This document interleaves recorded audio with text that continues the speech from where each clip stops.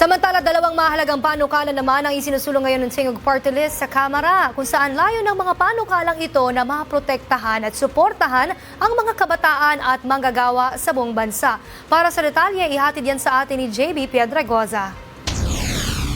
Sa pangunguna ni Representative Yeda Romualdez, Representative Jude Asidre at Representative Andrew Romualdez, sabay na inihain ng Tingog Party List ang House Bill No. 3137 o Magna Carta for Children at Magna Carta of Workers in the Informal Economy o MCWIE.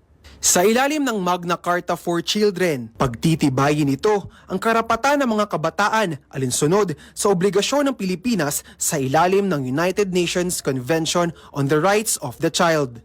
Ayon kay Representative Jude Asidre, ito ay hindi lang pulisiya, bagkus isang pangako para masiguro ang maayos na kinabukasan ng mga kabataan. Proteksyon laban sa pang-aabuso, karahasan at child labor. Gayon din sa karapatan sa edukasyon at kalusugan. Habang layo ng House Bill No. 3138 o Magna Carta of Workers in the Informal Economy ang paglikha ng komprehensibong polisiya na magbibigay proteksyon at pagkilala sa karapatan ng mga manggagawa at negosyo sa informal economy. Gaya ng street vendors, mga mangangalakal, tsuper, kasambahay at home-based producers. Giit ni Representative Andrew Romualdez, sa pamamagitan ng panukala, isusulong ang inklusibong pag-unlad sa lahat ng klaseng manggagawa sa bansa.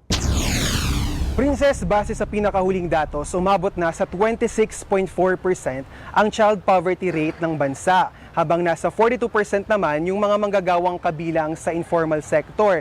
Kaya naman kung maisasabatas itong dalawang panukalang ito, malaki ang maitutulong nito sa pagtiyak ng karapatan at proteksyon ng mga kabataan at manggagawang Pilipino. Para sa totoong balita sa Bagong Pilipinas, JB Piedragoza, Congress News.